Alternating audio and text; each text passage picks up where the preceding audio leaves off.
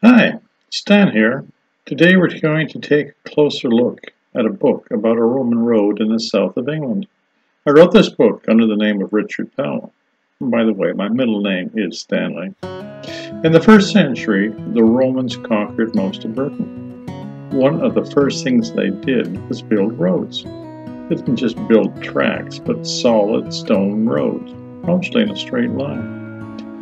They were so well built that many still exist today. This book is about one of the first. The road, called Stane Street, runs 58 miles from Chichester to London. Built around the year 80 AD for the quick movement of soldiers, goods, and people from the English Channel to Londinium, the new capital of Roman Britain. After the Romans left in the 4th century, parts of the road fell into disrepair or were used as building material, or simply disappeared under fields and swamps. This book takes you along the 58 miles through some of the most beautiful countryside and villages in England. Here you can find pictures, stories, and tales from the earliest times to the present day. Walk in the footsteps of soldiers, kings, peasants, pilgrims, monks, and traders. Enjoy the stories and maybe follow the route yourself someday. Chapter 1 takes us from present-day Chichester to Halnaker. Chichester is worth a closer look. With its 2,000 years of history, there's lots to explore. St. Richard's Cathedral, with its glass and towers, took my breath away. Back to the road.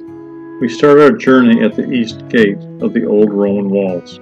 Some of these walls are still visible just to the north of Priory Park. Just to our left, where the wall used to be, is an Italian restaurant. Some Romans are still here. Mile 0 finds us at St. Pancras Street, looking down a very straight road. On our left is the Church of St. Pancras. This is actually a 400-year-old reproduction of the original one, built 900 years ago. Following the road past a few pubs and restaurants, we come to Lytton Park. Here the city beautifully maintains the gardens around the cenotaph in tribute to the men and women who gave their lives in defense of their country. We follow the straight road until we come to a couple of roundabouts. If we continue straight, we would find that mile 1 is in the middle of Sainsbury's parking lot. Let's not go there.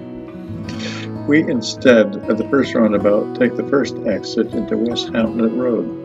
Following this for a quarter mile, we come to another roundabout, and taking the second exit gets us onto Stane Street. This is the first time we see the old name in use. Just as we enter the village of West Hamlet, we see ancient St. Peter's Church on our left. Some of the construction materials came from the road.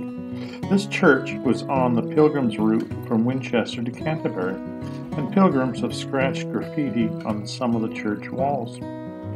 The famous cricketer James Lillywhite is buried in the graveyard behind the church. This area was also very important during World War II because of the many airfields that housed fighter airplanes during the Blitz, often suffering bombing themselves.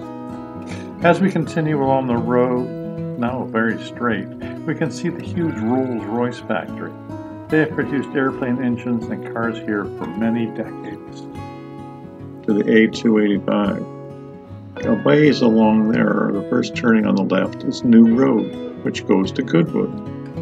Goodwood is famous for its racing circuit and many other things that will require a whole nother video just to describe them all. The next right turning is the road to the village of Boxgrove. I know it is off our road a bit, but is really a must-see. The ruins of the 900-year-old priory are very impressive, as is the church beside it. The Benedictine Abbey was destroyed with Henry VIII's dissolution of the monasteries in the 16th century. Back up the street to the 285. A half a mile on, the A285 curves slightly to the right to skirt the hill directly ahead. Romans, being Romans, continued straight on. We parked here. This is really a must-see and do. The next half mile to Halnaker Windmill cannot be driven, so must be walked. The trail is known as Windmill Trail. For 500 years, carts have gone up the hill with grain and come back down with flour. The path is so worn down it forms a tunnel with the overhanging trees. Once up to the top of the hill, we are at the 500-year-old windmill, with fantastic views in all directions. Well worth every step of it. That's it, Chapter 1. I sure hope you enjoyed it. Please come back to Chapter 2, where we will hike up over Halnaker Hill, where we will discover more views and more history. If you enjoyed it, please don't forget to press like, share, and subscribe. I appreciate that. If you want to get your own copy of the book, there's a link listed below. This is Stan saying goodbye for now.